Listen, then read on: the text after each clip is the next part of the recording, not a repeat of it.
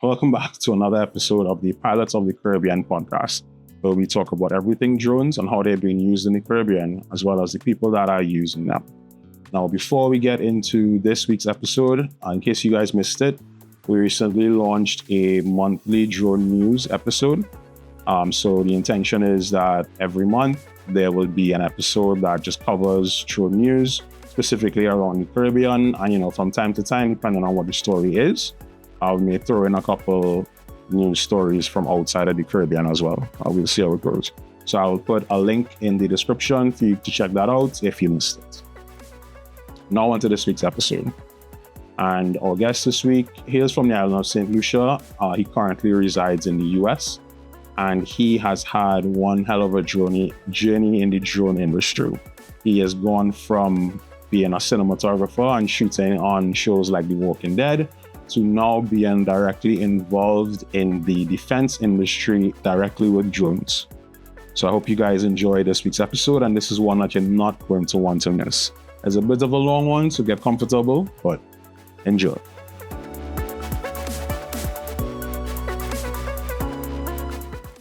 Keitel, welcome to the Pilots of the Caribbean podcast. How you doing, brother? Good. Thanks for having me, man. How's everything with you? Not too bad. I complain on this side. A lot of the audience members might not be familiar with you. How about you go and introduce yourself to them? All right. Well, I'm Keitel Small, U.S. citizen, but was raised in St. Lucia. So, I've always been into technology from a very young age. I don't know if you remember cable and wireless. Yeah. Remember Cable and Wireless. So my mom was HR manager at Cable and Wireless, and at the age of 13, I don't know if they did that in Trinidad, where they would have like the internet summer camp, summer school thing, where the Cable and Wireless used to go teach internet classes to like youths and stuff. That's when computers just getting popular, So it started there. I used to go to, teaching at 14 years old, just till 14, and used to go with Cable and Wireless and teaching kids older than me how to use computers, and always used to be into the RC stuff, RC planes. Started flying RC planes when I was 9 years old. And then it kind of just stuck with me, I was always interested and fascinated by anything RC. Obviously, RC cars back in the day were a lot more popular than RC planes because you have to pay an arm and a leg for RC plane. At that time, it wasn't no foamies like we have now. It used to be the real balsa and no electric motor or battery technology was even in play then. So, you're dealing with like gas engine, OS engines, and, so that's kind of where I started. And, it grew on me throughout the years. I kind of lost touch with it for a little bit, I had teenage life, and it's all about the girls now. Yeah. So, I was still into the tech stuff, always into phones and computers, gaming and them thing. And fast forward, I moved back to the States for college. Then I got back into RC cars again and planes during college. Then moved back to St. Lucia, worked for a bit, and then I moved back here in 2013. And that's when I really started like seeing what was going on in the tech world. I just recently had my daughter. So I didn't have much time, so I started seeing the drone stuff happening. At that time, DJI had the Phantom 2 Vision, I believe. And at that time, I was like, nah, I can't spend that money on that right now. So there was a company called AEE or AAE. I forgot AEE, I think.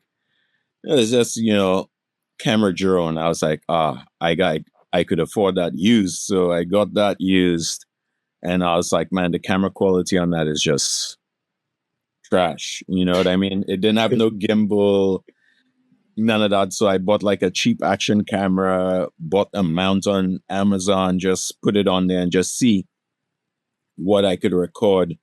And then it was more like it had a camera on there that you could see on like the app, but it was not recording because it was like, I think 480p video. So I got a 1080p action camera and a mount, and I was like, all right, so this is gonna be what I look, see where I'm going, and then recorder for the action camera, and then I caught the bug, as they say, and I was like, you know what, the Phantom 3 had just released. I was like, I'm buying that. So I got that, played with that for a good while. I actually went to St. Lucia with it at one time, did some shots, and just started getting more and more into it. Then I kind of slacked off of it for a little bit. Then, I used to work in the nightlife, used to run one of the most popular nightclubs here in Atlanta. And somehow I got tied into the film industry with my boys that I went to culinary school with. So they had a food truck out here and they were like, yo, we doing stuff on Walking Dead. You should come help us out. The two of them are monsters in the kitchen, but when it comes to running business, they have no idea how to run a business. So they're like, yeah, they're trying to grow. So they're like, yo, come on and part as part owner, and you handle the business side of things. And boy, that was like the best decision I ever made, because that's kind of what pushed me into the whole drone vibe and the whole industry of filming. So we did that. I worked with them doing food and expanding. We worked on Walking Dead, Fear the Walking Dead, DMZ for HBO, a couple Netflix features. We worked on a lot of stuff for about 2 years. And I met a drone pilot on Walking Dead. And he was like, yeah, I was like, I need to be able to do that. Like, how do I take this guy's job? You know what I mean? Yeah. Because to be honest, he wasn't the best pilot. From what I heard, he's crashed like 2 Inspires so far on the show. Jeez. And at that point in time, it was kind of hard to get drone pilots with that gear. You know what I mean? People were not really, drone stuff had not taken off fully, I would say. So I was like in the right position, right time. So long story short, we went to to Jekyll Island to film on Walking Dead. And I was like, I built my first drone and before we get there, building drones. So Mr. Steele, I came across this guy's video on, I think it was Instagram. And I was like, what the heck? Like, what kind of drone?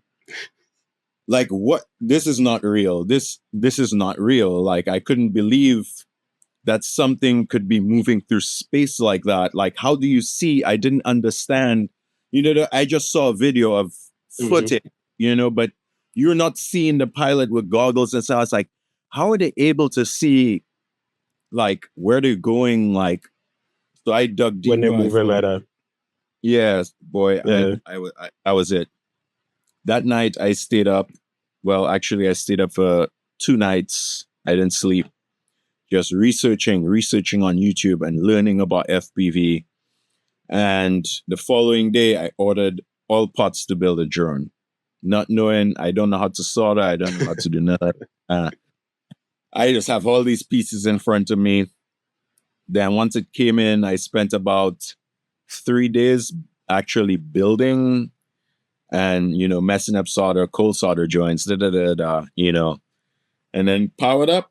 And I was like, okay, I built my first drone. Let me go fly it. And first thing, as soon as I put this thing on, nothing happened. Then I'm like, okay, something is not right.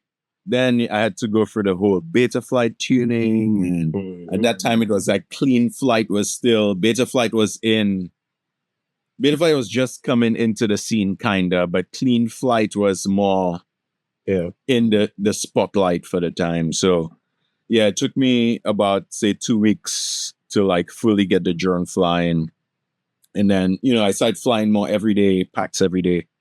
Then, fast forward to Jekyll Island now. When we were shooting, I was doing food stuff. And I was like, you know what? We on a break. And to be honest, I didn't have to be in Jekyll Island because we had a full team And I usually handle more of the business side. So I was like, they're like, yeah, you don't have to come down there. You could just work from Atlanta. I was like, bro, you're all about to be in filming on a beach. We have to be providing refreshments, coolers, all this thing. I was like, it's 5 of y'all and about 380 crew. Y'all will need all hands on deck. Yeah. So I went down there with no pay. Like I volunteered to go down there. It's about 5 hours away from me. Went down there, no pay. I was like, there's beaches. I could get some nice footage. So, let me just go down. I was an island boy. I had beach. I had that. So gone down there on the beach, they were done filming and I was just like by myself on the beach, flying FPV, doing a couple of things. And then I could hear people like, yo, what is that? Like, that's pretty crazy. Like, I didn't know you fly drones too. So I was like, okay, this must be somebody that I know.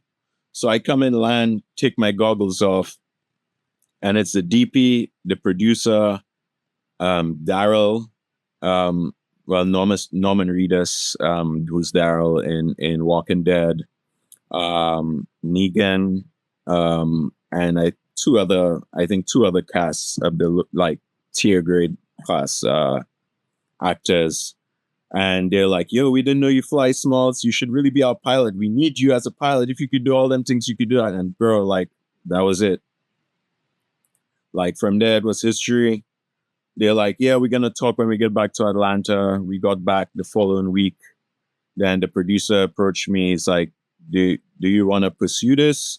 And I was like, yeah, this is actually like a dream of mine. You know what I mean? Like, I've been trying to figure out how to get in here. And look, I didn't, from being a good-hearted person to help my team members, an opportunity came from that. You know what I mean?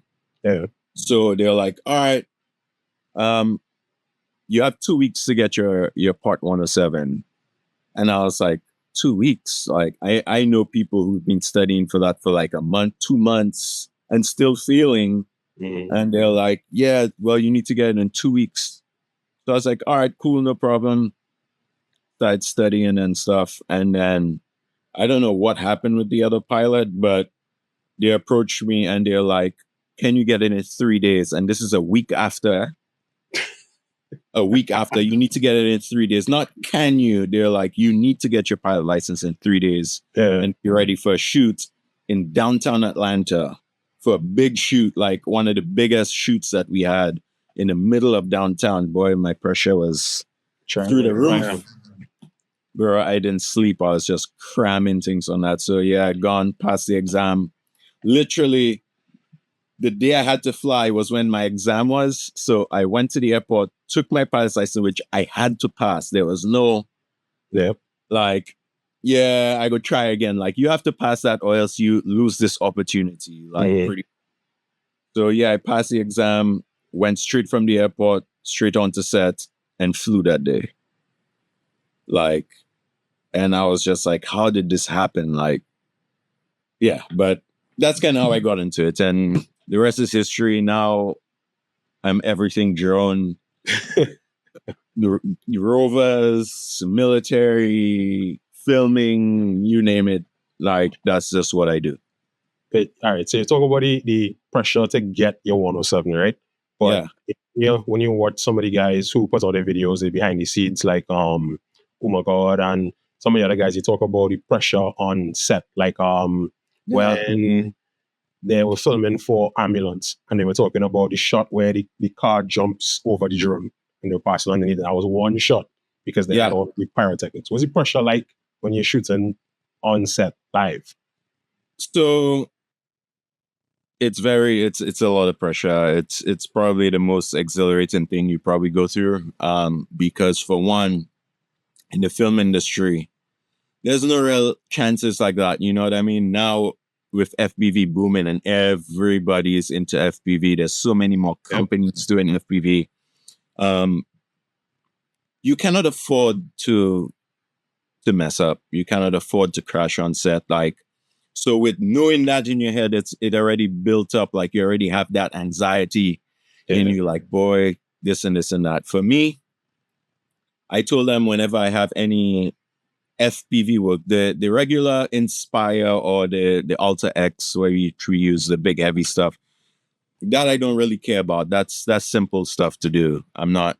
That's very easy work with the GPS drones. But when it comes to FPV, I tell them give me 2 weeks notice, and then I fly this machine like crazy. So I fly. I do. They explain the shot to me. You understand? They give me like a brief example, like this is what we're gonna do. This is the amount of space. So I just go out and I just keep on practicing. Just get on the sticks, rehearsing the shot like it's actually happening. You know what I mean? Like doing, because most of these shots are like zoom, zoom, pass close, drop, dive.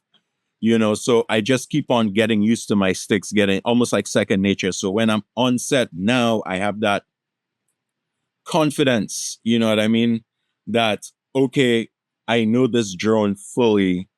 I kind of know what the shot is. All I have to worry about is my target, like staying in frame.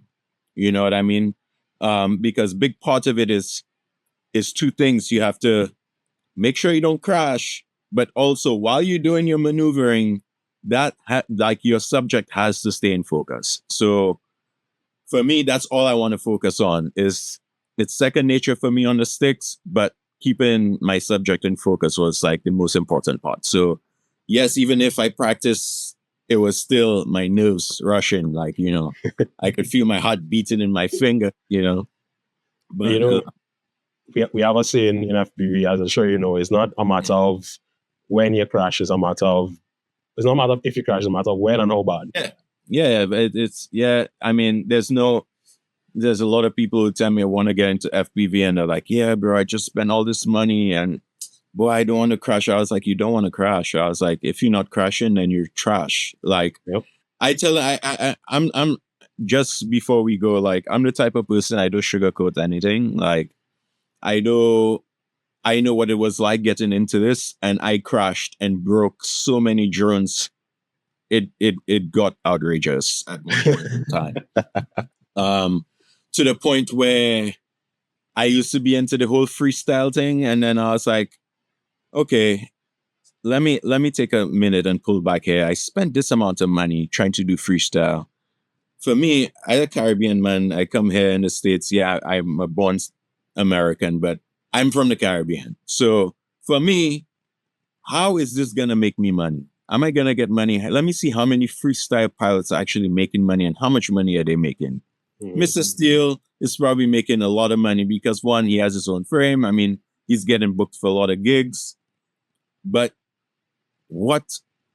who else is making a ton of money unless they're manufacturing not just have a frame in their name because they don't manufacture the frame or build the drones or have their parts. There's other companies throwing their names on there. It's like a sponsorship deal. Yeah. So to me, that didn't really make sense going that route, like doing freestyle. So I was like, you know what? All my rigs, I got rid of. I had, like, do you see this wall here? Yeah. This wall was covered, and this other whole wall here where my planes are now was fully covered with FPV drones. Jeez. Like, all my walls, I probably had at one point in time like over 30 drones, FPV drones. Oh, wow. Working? Because there's one thing that all working. Nah, everything that I have works. Like, I'm the type of person, if I break something, I fix it, then put it back on the wall. Clear. Because for me, I enjoy building a lot more than flying. I know it's a weird thing. Just my tech background. I love building. Yeah, I love building things. So I sold everything, all my freestyle, toothpick, this, that, and I just kept all cinema platform rigs. I currently don't own a 5-inch drone anywhere. That here is a 7-inch, and that's a 10-inch. That's a 2.5. That's a 4-inch. That's a 10-inch X8, and this is something I will show you just now. But all my gear was like built specifically for filming, and cinematic shots. No craziness. So, yeah, man. Have you ever crashed on set? Yes. How bad was it?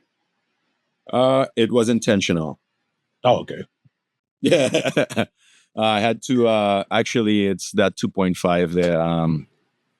I on Walking Dead, I there was a shot Walking Dead now is like a soap opera. There was no action involved. And the DP on the show, he's about action. So like he felt very limited with what he could do. And that's where I ended up becoming like a drone DP, a aerial DP, because I wasn't one to just, oh, here's the shot, do it. The DP would come to me as like, yo, I want to elevate something. I want to make this something. And I would help make the shots. So that's what kind of put me apart from the other guys, is that I could help direct the shot, or create a shot. So I was like, yo, we always showing people getting shot. We just showing the zombies getting shot with an arrow, a zombie, and it's all VFX. Let's do something different. I was like, why don't we do a POV of an arrow actually hitting a zombie in the chest? You understand? And they're like, how would we do that? I was like, I could build something that's under 250 grams, carrying a 4K camera. And then the drone is the arrow. And then I just crash into a walker's chest, man. They loved the idea. But we had to go through AMC, then they had to get their legal team involved and the insurances for actually hitting somebody with a drone. We had to do multiple demos. I had to crash the drone into the DP multiple times so he could prove. Then the stuntman, then he had to say how much. Yeah, it was like a 3-month process for it to get approved. Wow. And that was a pretty sick shot. And they added things last minute where it was just supposed to be him shooting the arrow off the top of a building and then, hitting the walker. And it was like 200 zombies. Yeah. And I had to hit one specific one with a little red LED on his chest so I know who I had to hit. And Keitel is good. Let's just throw in some explosions and smoke and and I was like, so I had to literally fly through an explosion right before my target and clear through that and then identify this little red LED on over 200, like 200 people. And then I hit it on my first shot. But yeah, I think that was more luck than skill for sure. Because the drone did get concussion hit. From the explosion, I did feel it. It pushed me for sure. There's a 2.5 whoop. I mean, the explosion that big and fire and stuff like that, you mess. But yeah, it worked. So yeah, I've crashed then on set, and that was the only time, and it was an intentional crash. Okay. And so I've seen some of your work, and I've seen some of the rigs that you fly. Do you have a most expensive crash? Yes, but not on set. Okay. So I had 2 of these. I still have 2, but there was one before that. That's the they call it the Honey Rocket. It's a 12S X8 10-inch, and it wasn't any gimbal work. I was actually getting used to flying it because we had a shot where I had to dive the Bank of America building in Atlanta and get up real close on somebody for the Latin Music Awards. And there was a few, I tell you, like weeks before, I'm there practicing the move by myself, trying to get used to everything. And I don't know what happened. After recovering from the dive, it could have been 2 things that happened. I think I either shared, like after coming out from that dive from such a tall building, I think I shared the inside of a prop, and it created the drone to go into like almost like a spiral. I did catch it, but from so much coming down so hard, I end up crashing and end up burning like two ESCs and like 3 motors, and broke the battery plate, and the 2 batteries were pretty much smashed. But I mean, I would say that was the most expensive crash. Okay. Yeah. But so at what point in this, because you started off with your friends and the food business, what point in this did you start your own company? So while I was doing that, I started the company. That was let me see. That was 2019, right before the pandemic. Yeah, 2019 was when I really opened up a business, and it's actually another buddy of mine, Trav.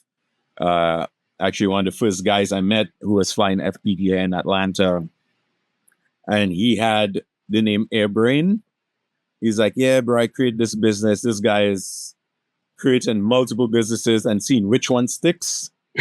And he's into IT as well, and he does a lot of like networking stuff for like companies like Experian and people that keep track of your credit, and yeah, he doing big things. So he's like, "Bro, I created this this business, but I never did anything with it." He's like, if you want, you could take it over." And I was like, okay. Then I gave it a try, and it was like Airbrain Co. And then I was like, nah, I gotta switch that. So I changed the name to Airbrain Aerials and Multimedia Company, because I used to do regular camera work as well. Okay. Because I didn't want to limit myself to drone. There's on a film set, you'll see a drone every now and then, but what you'll see every single day is a camera operator. Right. So I kind of wanted to diversify myself and taught myself how to use cameras and gimbals and, the whole dive into it. So that's when I started my business. And recently I actually closed that down and just put it as Airbrain Aerials Co. Earlier this year, just because right now with, this other stuff we'll talk about later is consuming so much of my time that I just only want to focus on aerial videography, because the regular ground stuff, it's time consuming, and I'm only one person trying to do too many things at one time. So I just went back to only drone stuff. Guys, I'm going to ask if you had any employees. Yes, I do. I have a few drone pilots that I work with here in Atlanta and Minnesota. So the way I operate, let's say I get a job that I can't do, I'll just send a team there. I don't do it myself. And, instead of losing a job, I prefer to take it and make very little and let other pilots make money. Or, I seek out pilots that I know, so yeah, man. Okay. So you mentioned ground videography, the aerial shots. What are the services that does Airbrain Aerials provide? So we do custom builds, FPV rig builds. Now getting into doing a lot of security stuff, because I know you see what's going on in the world, and drones just, for me in the States, we are so far behind of drone technology. It's kind of embarrassing that other countries are able to utilize drones to do so much more, and we are just here still trying to do the regular stuff. You know what I mean? So, I build fixed wing drones, rovers. I have a big rover here. Hexes, octas, now jet engine. Yeah, man. So we do that. Every now and then I'll pick up a little mapping or something, but I kind of turn these down a lot nowadays, because the market is so saturated that I just don't, and the pay on it, like it's so saturated. And for stuff like mapping, weddings, and all these kinds of things, like it's not worth my time. I let other people handle that. Like it's not worth it for me. Okay. You know what I mean? Yeah. So yeah, that's about it. So you were busy in the film industry, and then what was that? Last year, earlier this year, when they had the strikes? Poof, not earlier this year. I mean, that almost crippled me, to be honest. So the strikes happened last year, the beginning of last year. Okay. So business was booming for me, bro. Like, and I tell you, I was doing drone work. Like, I was all over in Savannah, doing Fear the Walking Dead, over here working on a bunch of shows. Like, my schedule was like fully booked. Like, I was like all over. Then right before the strike, I was like, I need to invest in some cameras. So, yeah, I ended up investing in a RE Alexa, the Mini LF, and Okay. got a bunch of lenses, Alta X, and I buy things in twos. Right. In the film space of drones, if you have two, don't apply for the job. Yep. That's how we operate. You have to have a backup because you never know what could happen. And they're not gonna be like you telling like, oh yeah, man, the Inspire, I don't know what's going on with it today. They're like, okay, where's the next one? Where we need our shot, So yeah, I made a pretty big investment. And then the strike happened. And that almost crippled me. Yeah, I'd gone through some really dark times in them times. In my head, it was like, all right, that's not gonna last because that's not the first time they've had strikes. Yeah. But usually they come to a negotiation before the strike ever actually happens. And this time, neither party was budging because it's, the actors, the writers, against these giants. You understand? So literally, bro, we're still suffering from that. Serious? Yeah. So the whole of last year, nothing was filming, mostly commercials and barely even that. This year, last year, 2022, there are about 74 productions going on. 74 productions going on in Georgia. When the strike happened, there was 2 like ultra low budget films, which I'm not even wasting my time on. And you have to think of the whole film industry is not working. Time is passing by, we just went through the pandemic. So people just literally were able to pick up 1 year of like getting back on their feet. And then, so yeah, I mean, the film industry is still in shambles. Like it hasn't picked up. They've opened up this massive Lionsgate studio, like not even 15 minutes from my house. Nothing has shot there since it's open. It's been a year. Wow. Yeah, I mean, the film industry is shot, and like every single job that comes up, because we get emails from being in the unions, you get an email and everybody's applying to it. And what's happening right now is a cutthroat industry now. So what I would have probably got during peak time of filming, I have to accept quarter or less of that to get the job, because trust me, you give them a budget, a quote, they know people are hungry. So the production companies will be like, oh, this company told me they could do it for that. Can you do it for that? And like, you have to be like, how low are you going to go? So I didn't want to do that. For one, a lot of companies are doing that and they're going to pay for it in the long run. Because when things do pick back up, how do you up your prices now? Now that they've been feeding you these pennies for so long, how are you going to be like, yeah, so let's go back to our regular rates? They're just going to say no.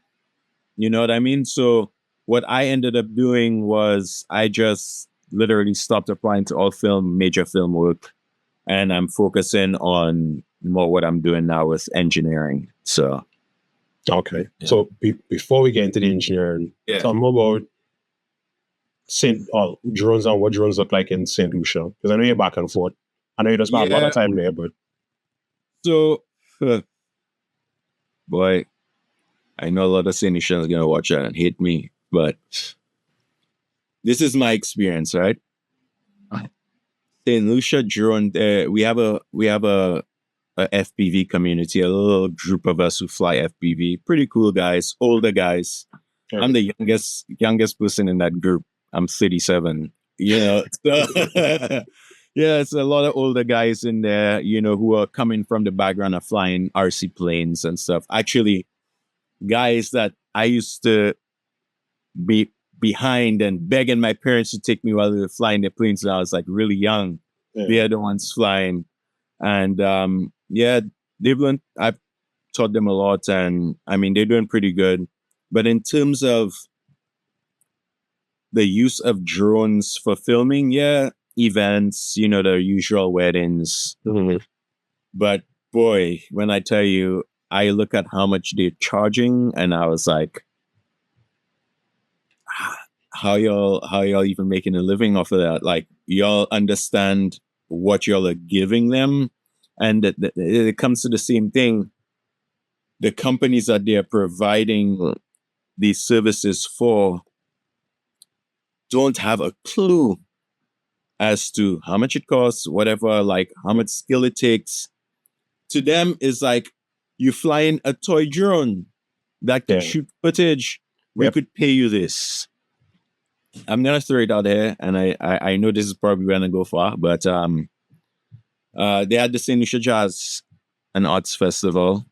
I submitted to do that job with my whole film team out here. I had ground shooters. I was gonna go down there with the Inspire 2 and an operator, do FPV footage, also provide live footage from the FPV, like giving some real dynamic stuff for them. And, I sent in what it would cost. And,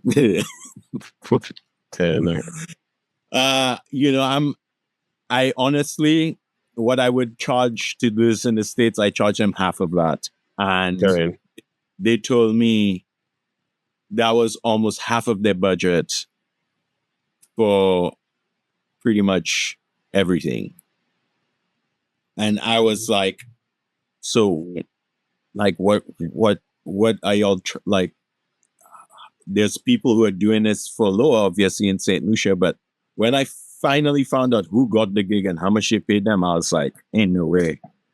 Like, there's no way, bro. There's no way.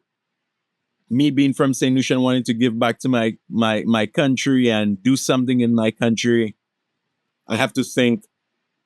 I have 2 kids. I have my business up here. Like, I'm not about to come to St. Lucia, especially with a team. Mhm. For what? Like, I just leave it to them, but a couple other times I've applied, but it seems like what's going on in St. Lucia is there's a particular individual or a few handful of individuals who does the drone work, does not do FPV at all, but they get all the jobs. And it's almost like they created a monopoly where there are more skilled pilots. And I'm sorry, I know this guy's probably gonna see this, but I'm a realist. I speak facts. There are better pilots than him and his team, and they will not get the opportunity just because he's created a monopoly. That's kind of how it is in the Caribbean too. How it is.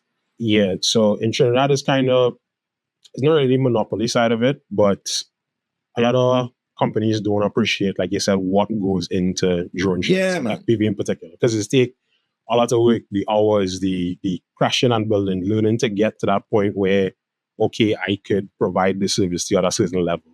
And everybody sees is basically a play with a little toy that could shoot a video, and that's it. Yeah. So how much that really cost?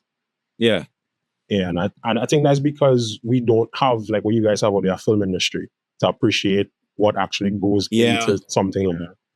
Yeah, it's true. And it's sad. It's sad that that's the way it is, because I really wanted to do something big with drones, which I still am, but not in the aspect of filming. Because, drones have so many different uses, man. I watched the guy you had on with the GIS stuff. Very intelligent young man. I forgot his name. Josiah. Yeah. That was very interesting. And I want to connect with him. I told myself I'd connect with him soon. But there's just, when it comes to doing filming stuff, this year I went for Carnival. I haven't been to Carnival in St. Lucia since 2013, since I left. Right. Well, 2012. That was my last Carnival in St. Lucia. And I went and I was like, hey guys, I coming down. I come and get good. I come and enjoy myself with a vacation. I reach out to the Ministry of Tourism. I was like, you know what? I'm going to do the drone work for free. Bro, I coming out with a Mavic 3. Like, to me, that's like the lowest level drone that I owned. I will tell you about that. But I was like, you know what? I'm going to be flying anyway. I just get some shots and just give it to them. You know, that's my way of giving back. Right. I was told no. For free? For free. That's how much control this person has over the monopoly in St. Lucia. Wow. You understand where I'm going with that now, why I said what I said? Yeah. And it was all a test for me to see what's really going on. Like, why is nobody else given the opportunity to do stuff in the drone space in terms of filming? And that's the reason. Is one person or two people have locked down the market in St. Lucia and they won't, or, you know, they told me, their excuse was, they're only allowing one person is licensed. I was like, license? There's no license in St. Lucia to fly drones. I was like, what license are you talking about? And I was like, I have a license. You want me to show you my license? I showed them my license. I showed them my military clearance to the US to fly drones. I could fly a drone anywhere in the US. But in Little St. Lucia, you tell me I can't fly my drone and give you all free footage. And that was the excuse. They never responded, but it's all right. I'm not real worried. No hard feelings. You know, it is what it is. I just wanted to know what was going on in that space because I know a lot of the guys who fly and guys who are way more skillful and they keep bringing that up to me. And I just had to see it for myself. You understand? And just to be like, yeah, y'all were right. Y'all were right. You know what I mean? I see what's really going on.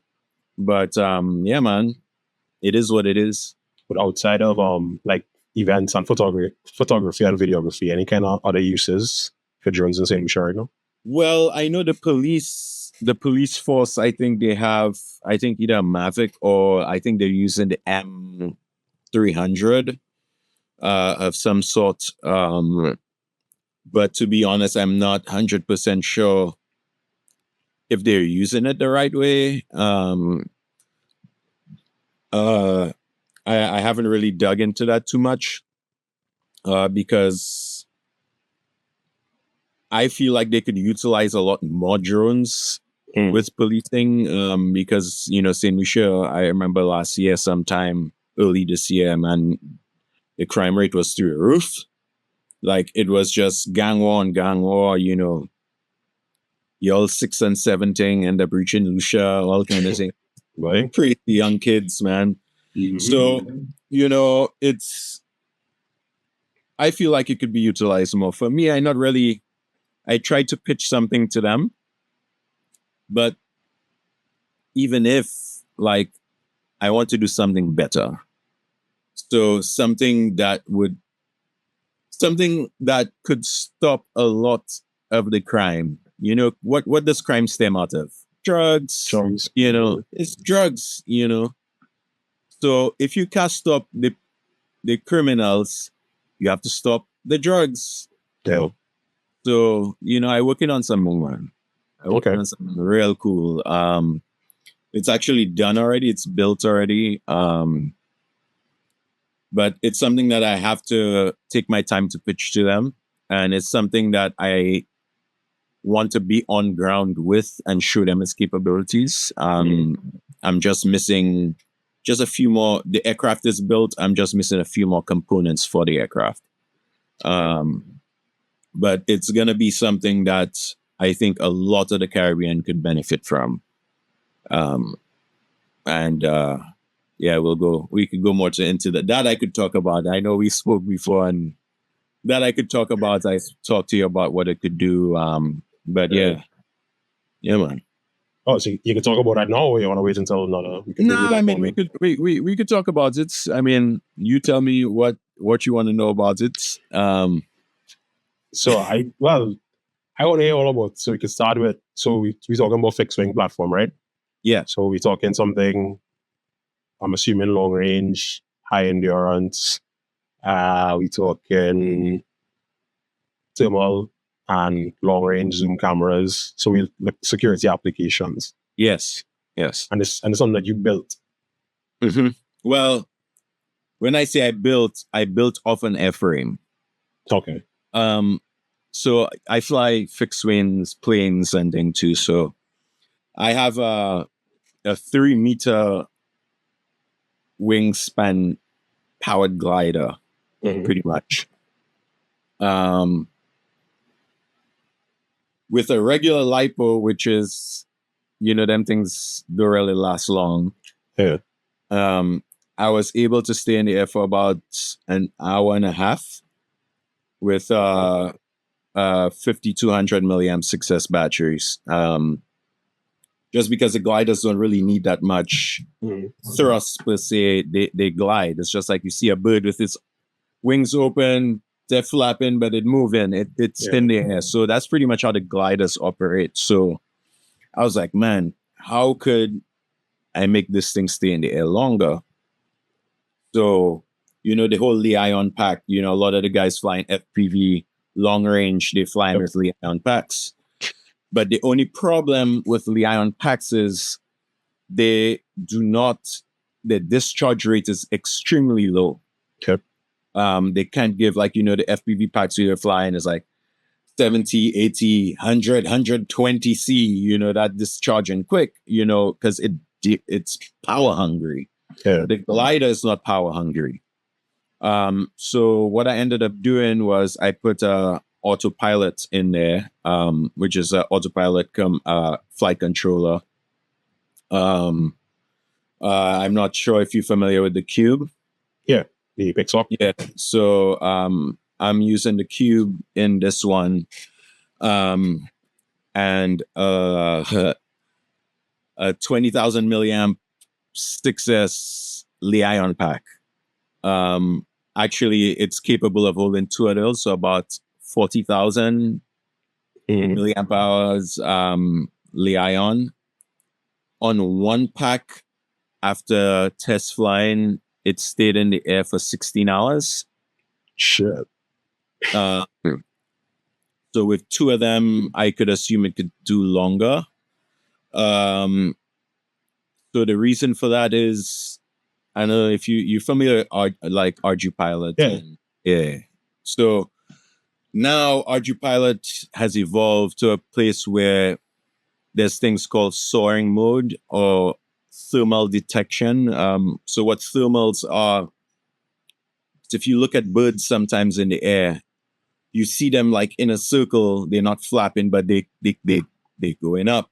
Yeah. That's the rays hitting the ground and thermal energy, heat rises. So thermal energy blowing up, but it's not everywhere. It kind of moves, right? Mm-hmm. So now RG Pilot, in conjunction using your GPS, using your airspeed sensor, are able to detect where thermals are. So now the autopilot will detect a thermal, go into the thermal, shut off all power from your spinning prop. I mean, you're using servos. How much power does that draw? Nothing really. Yeah.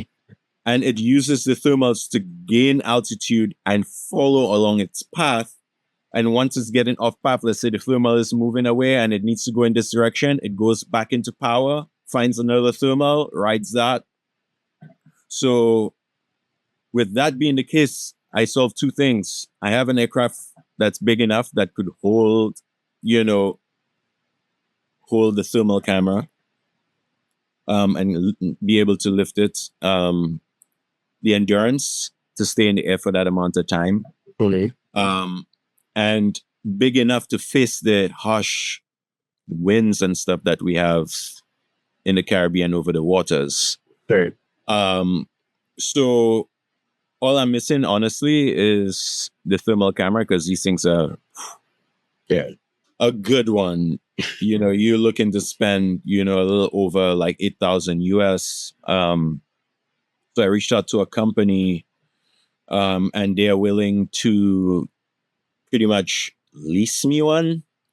It's a new company in China. The Chinese are competing with themselves, So right now it's a new company that released one, and then I got in contact with them and explained to them, exactly what I'm trying to do, and they're willing to work with me.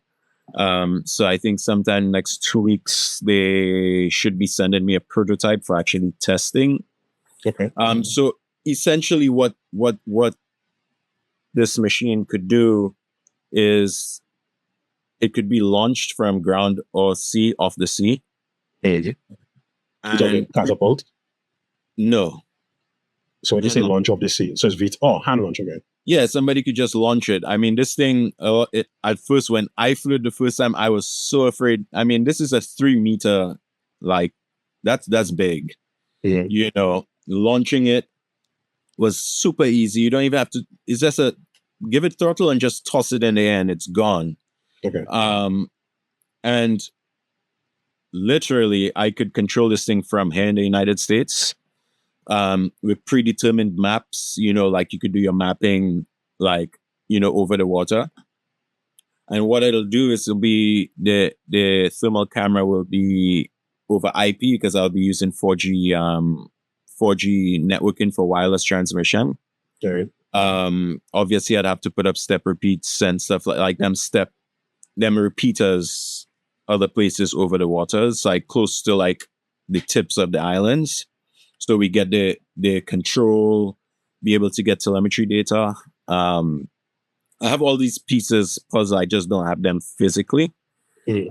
Obviously, if they're investing into it, I have the cost for all of that. But essentially what it could do, this camera, I mean, you're over a massive, the drugs are not coming in by plane, they're coming in by boats. The ocean not hot. So them engines coming out on the water, they're dispersing so much heat. It's like finding, you'll see this thing plain sight over the waters. So what this camera technology has, it has AI technology in it, where it will detect heat, and it could tell you how fast they're going, what directions, and its actual nautical location on the water. So essentially, this is not to stop anything, but in terms of helping Coast Guard with interceptions. So now they won't see this thing or hear it in the air. But guess what? The Coast Guard knows exact location, and it could track by itself. It will track the object, tell them exactly where it is. They could see, or they go on the computer, put in the IP address, and they could actually see it from anywhere. I could be operating this from here. The only issue I haven't solved, which I know the solution for, is landing. 3 meters coming in hot with that much weight needs a good runway to land. So I'm exploring VTOL now. I was not going to ask you that. It won't work with this frame. I've already reached out to a few companies that does custom molding, and I'm going to create my own airframe. We have the design already down. We already bought everything to do the mold ourselves. We have all the carbon sheets. We have everything pretty much. We're going to make it ourselves here in Atlanta. I just haven't, I'm waiting. I'm not about to invest that much time into it yet until I get yes. All now I'm going to show them this is what it could do, show them with what I have. And once I show them, hey, this is what the new version is going to be. So it'll be easier to launch and take off and, easier to work with. Anybody could operate this stuff. They're not flying it. It's flying itself, essentially. And it's simple. It's super simple for them to use. So that's kind of where I go in with any involvement to do with drones in the Caribbean right now. So have you pitched this to them as yet? I pitched it to a few people, but they're not quite ready. That part I cannot really. There's a lot, the politics in the Caribbean. Bureaucracy in the Caribbean. Yep. The same across all the islands. Yeah, I have a few inside people, but for right now, it's not the right time. Honestly. Yeah, so just waiting on that right time, you know what I mean? Word. Yeah. That's cool, man. So it sounds like you have a lot of work going on. Yeah, man. When it comes to engineering side, way more than the filming stuff for sure. When it comes to drones. That's right. So let me get into that part of it. So with the film industry, work would have slowed down and you would have had to have made a pivot in terms of, income and generating income for yourself and that kind of thing, which leads you to where you are now. Yeah. And well, I know where that is because you and I talk often. Yeah. But for the audience, give me the background of how you found yourself in the position that you're in right now. So, I used to post a lot of videos of me building, and I just kind of gained a reputation for building top quality FPV drones, big, small. So I have no idea how I ended up here. I'll be honest.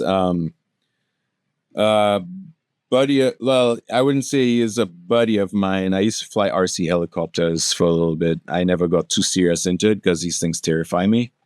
But I ended up meeting up with a guy who flew helicopters, and he was into FPV drones too. But I would say he was more into the techie stuff, building techie drones and stuff like that, where I was building film machines. And then he was like, yeah, I work for this company and, we build, machines for the US government. And I was like, yo, that's so cool.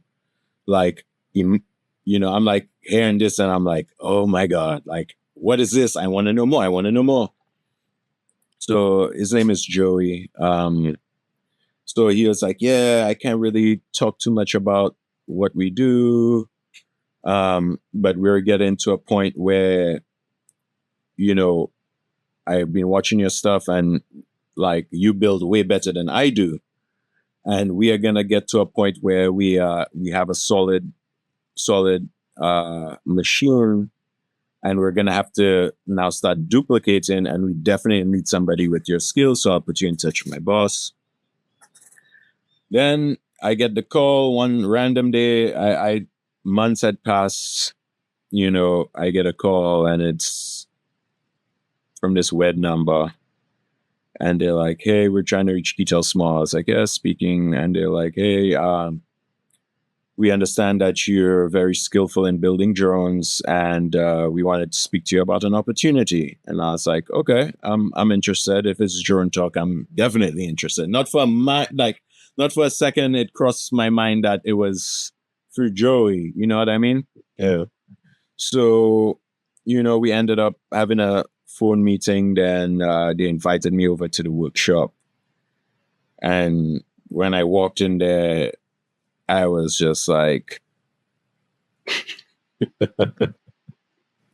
yeah, I'm seeing military predators and like real machines, like real drones.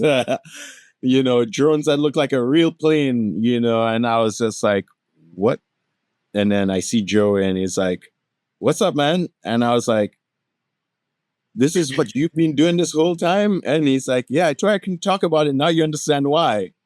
And yeah, bro, like they spoke with me. They had asked me to bring in a few machines that I built. So I actually brought a few of my drones, and they're like, yo, like Joey's like, I told y'all his work is like, he's like an artist when it comes to this stuff. Like, bro, my wires have to be the same length. They have to be running the same way. They have to be in sleeving. My solder joints have to look like a glossy blob. Like I'm a perfectionist when it comes to stuff like that. And for them, now it's time to pitch stuff. They want things to look professional. You know what I mean? When they're giving demos and stuff. So I got hired on the spot that day, and man, the rest is history. At that point in time, they were working on a counter UAS system for U.S. military bases. Typically, these things have been around for a while. You could even look them up.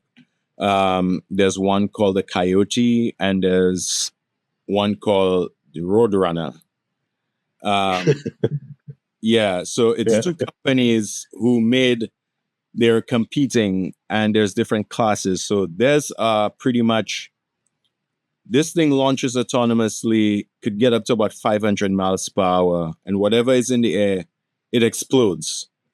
Right. So there is something that exists already, but it costs $200,000.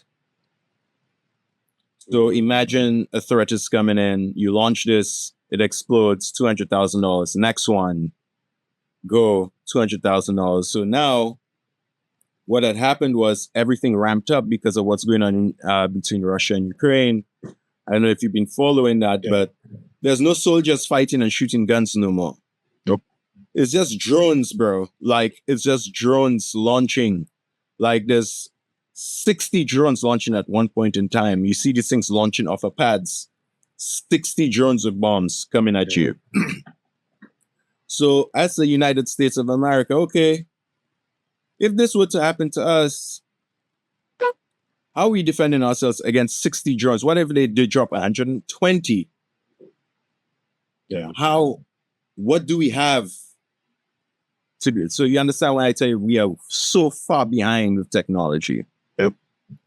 So they created this multiple use drone that could fire a net, pretty much. It's an autonomous machine, launches, it uses a radar, detects something in military airspace. In a military airspace, not even a commercial plane could fly into the zone. So if you cross within that airspace, you are a threat. Okay.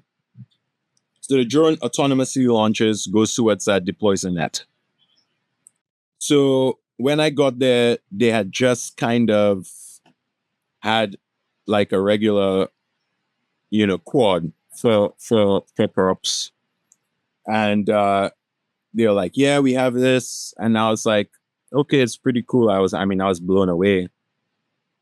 And then we actually started really putting it to the test, and they required it to go faster. So we were like, okay, they were like, let's throw bigger motors on there. And I was like,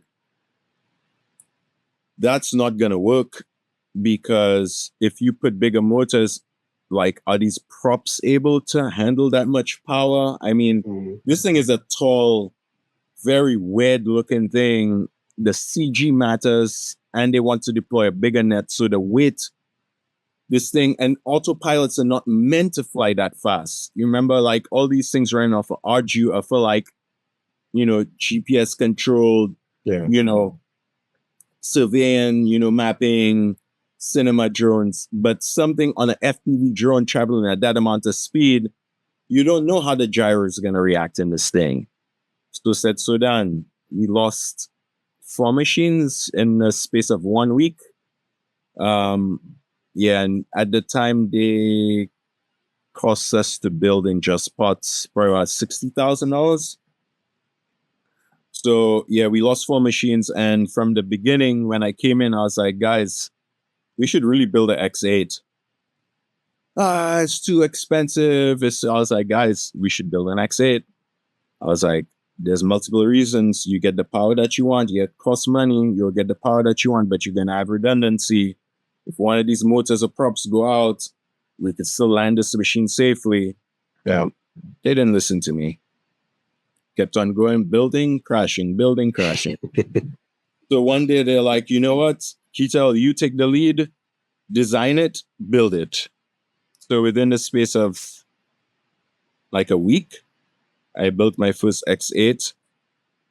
And ever since, bro, they put me as the lead engineer. Unfortunately, my friend Joey ended up passing away. That just leaves me by myself, because he's been with them for like 2 years before I started. But he ended up passing away. That's a whole other story. But yeah, and ever since it's just been I've designed and built 3 different variations and smaller stuff. Some stuff I can't talk about. Some stuff I can. I could talk about the counter US stuff. But yeah, and we're about to build this other one I spoke to you about with the counter US stuff.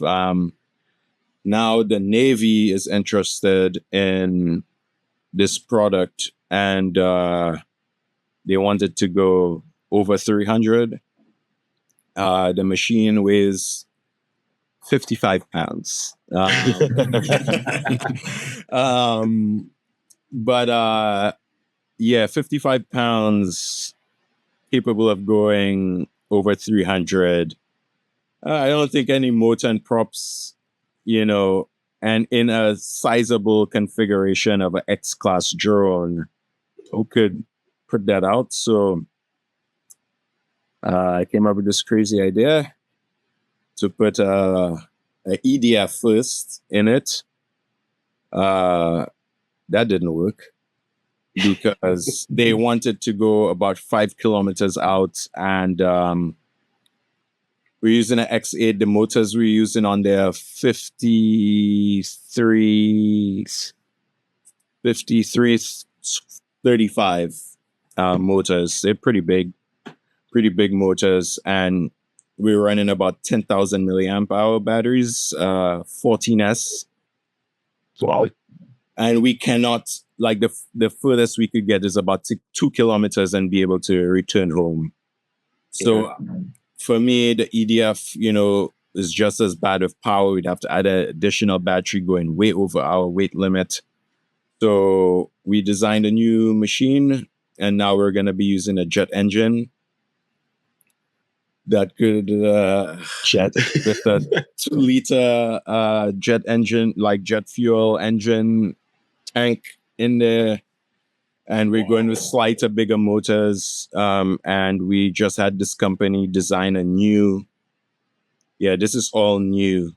I can't wait till they start making batteries for our drones. But I remember you had an interview with Dutch Drone Gods, and you're talking Jedi. about talking about lipo batteries. It's coming. I have a company in the United States actually. It was developing some new lipos that is gonna change the game. Different chemistry. Oh boy, wait till you see this. It's gonna be expensive, but it's worth it. Fireproof, in battery, voltage regulation.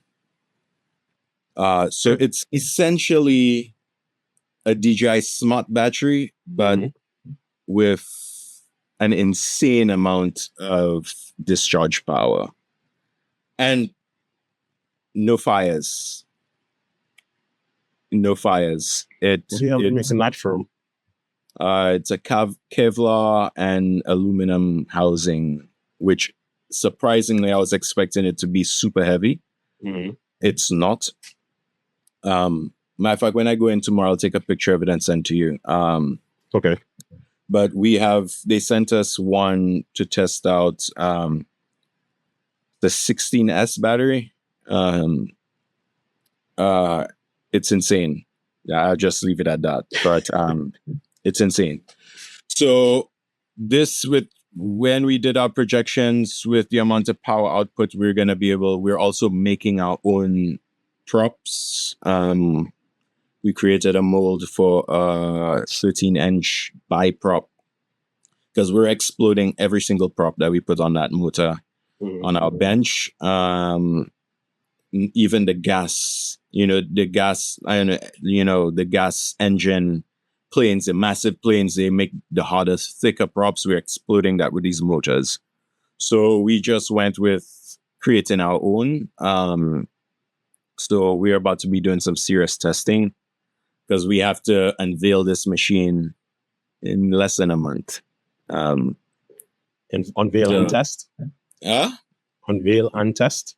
Unveil and a demo for some pretty big people in the U.S. military. So yeah, when I tell you I've barely been sleeping, You see me sitting here. I'm making cables, and I've showed you some of the crazy stuff that I'm working on. Yeah. Yeah, I'm working from home, working from the workshop. Just it don't stop, brother. It don't stop. And the thing about working with the government is you can't use anything from China. Yep. Nothing. Not even the wires, bro. Not even the wires, bro. So when I tell you, and you know, America's drone tech is just... Yeah, it's not the same. So you know what that means. I have to make everything from scratch. Making PDBs from scratch. You know, bro, when I tell you this job has pushed me to places I would never in a lifetime thought I would get in terms of electronics and learning things, because, you know, they're like, yeah, we need this to do that. Figure out how to do it. Yeah. And then, you know, oh, we ordered the boards that we need. Can you populate them with resistors that are smaller than an ant? You know what I mean? Like, and not make one, make 10, you know? Then that's just one board. I showed you the, like, our whole flight. So it's a cube. It's, you know, an upboard, which is a Raspberry Pi computers. It's a net gun contraption. It's, bro. So hear this, right? Yeah.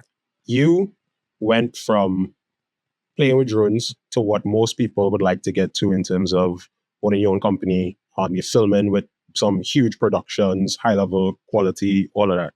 Mhm. And you've now taken it from there to now how does somebody how does somebody follow in your footsteps? Somebody who's now getting into drones FPV, or a younger person coming out of school, probably doing engineering or anything to do with STEM, like what Josiah was talking about. Yeah. How do they get up to where you are, or on that same trajectory? Bro, let me tell you something. I don't know how I got here. But yeah, I mean, I'll be honest, like, that is the most honest answer. As I told you, I don't sugarcoat anything. I don't know how I got here, bro. Like, it was just being in the right place at the right time and meeting the right people, and just God leading me to the right people, and just believing in yourself. Because Right. I could have gotten these opportunities, and like, I've given those opportunities to a lot of my friends here who fly FPV, and they were just like, I can't do this. Like, I can't tell you how many of them I gave this opportunity and none of them stuck. It's about being able to not limit yourself, your capabilities. There's nothing that a human can't do. You know what I mean? You know, they always say we use 10% of our brain or whatever. Yeah. You know, it's probably true, but there's nothing you cannot do. The only time you cannot do something is if it's physically impossible, that your body cannot withstand it. But when it comes to using your head on working smart and knowing that you could do something, what I'm doing is nothing new. Yeah. It's nothing new. Look at DJI. They started, you know, from building things from the bench, and look at where they are. It's about believing in yourself and believing that you could push yourself further. I'm a type of person, I live with no limits. I do not have a limit. You know, people always tell you, you know, the sky is the limit. One thing my dad always told me that was a lie. My pops told me, don't ever believe in the sky is the limit, because the sky is only the direction. Good advice. All right. So there's how far can you go? You're just going in that direction, the sky. You're just going up and up and up. Push yourself, learn more, do research. It comes to a point in time, with what I do right now, I couldn't ever get to that level without being with somebody who had the money to buy these types of parts to do. So obviously, if you're doing this by yourself, you have to spend some money. Yeah. You know, and for me, this is another thing. We have an Atlanta Association of Georgia here. We have an older generation and a new gen. I'm the VP on the new gen. And one thing we're working towards is doing a St. Lucia summer camp where we're teaching things that they don't teach in school. So I'm doing like a drone masterclass. And we're looking at kids who are in high school, like from, standard Form 1 into Form 5. We also looking to do younger, but I think with the level of things that I want to teach them, like teaching them how to solder, teaching them, you cannot do that too young. Too young, yeah. Well, I wouldn't say that. Let me take that back because I'm lying to you right now. My son is 6 years old. Kamari, he's under my table right now. My son is 6 years old and built a 2.5-inch rope. He soldered. He's flying FPV. So I wouldn't say it's not possible. It's dangerous, but it's me working hand in hand, right, individually with my son. But doing something on a mass scale where we're trying to do a summer camp, I don't think that would be safe for younger kids. You're shaking the table. So, so that's why we're pushing it. So we try to teach and educate people. Like, for instance, I spent all this money, gone to school for culinary arts. Yeah, there's money in it. It's expensive school. But you're competing with so many more people who went to school for the same thing. It's just like, I feel like the system, and my dad is an educator. I don't know if you ever heard of Monroe College in St. Lucia. Yeah. My dad runs Monroe College in St. Lucia. Okay. So my family is all about education. I am about education, but I'm a rebel against following a system, right? All right. So I don't think that we should be pumping the same things into our youth as, go to school, do science, do math, do English, do this, do that, do accounting, do business. And then when they get into the real world, they realize like, oh my God, like there are millions of people who did the same thing that I did. Did I go to school for cameras? No. Did I go to school for building drones? There's no school that exists for doing that. Did I go to school for flying anything RC? No, I didn't do that. But look at where it got me. Yeah. In my first year of my business, by myself, no employees, anything, I cleared 6 figures flying drones. My first year. All I spent was my time on YouTube. So why are we not teaching the youth, especially in the Caribbean, these trades? Like, this is a trade. Yeah. This is a trade. This is something that they don't even understand. And my dad, for the first time, was like, you're right. So we're planning to do a summer camp and, teach the youth about things like that, So I would think that would be the first step in kind of introducing the youth before being at our age. Our bones hurting before we even we need to teach them from now so they could take it further, because as you could see with 2 years ago drones compared to fast forward 2 years now, the technology is insane, brother. Yep. I started building FPV with F3 like flight controllers. Now we on what? 7. H7. Now they just this new thing. I don't know if you saw it. This new AI flight controller. Oh, you probably haven't seen that. You'll see it within the next couple of weeks. Okay. I was talking to a guy. It's insane. Okay, it is insane. So I feel like for somebody to get to where I'm at is just believing in yourself. What I'm doing here, somebody could be doing it in St. Lucia, and what I want to do in St. Lucia, somebody in St. Lucia could be doing it. Yeah. There's guys in St. Lucia in our FPV group who are building these planes with RG Pilot and doing all of this stuff, autonomous flights already. But why? It's like push yourself. Like I always tell them, push yourself. Like these guys in St. Lucia, I mean, yeah, they're older. These guys flying FPV drones would be so high in the air. And I was like, yo, you should be, if you want to fly that high, just buy a Mavic, bro. Like, FPV is about the thrill of it flying low to the ground. And I started pushing them. And now these guys are like really killing it, in St. Lucia and taking the risk flying through trees. And somebody has to encourage you. You can't just know something without either one doing research or somebody teaching you, right? Okay. Knowledge just doesn't come and fall from the air and fall into your head. Somebody has to guide you to it, right? So for me, I'm always open. I always tell people, as much time as I have, I will help anybody. I've mentored so many people who didn't know anything about drones or FPV, and help them get into the hobby. And, that's just me giving back, and I'm always down to help. I love teaching people new things. And I know how excited I was when I actually learned and built a drone for my first time and flew it, and the amount of joy that brought into my heart.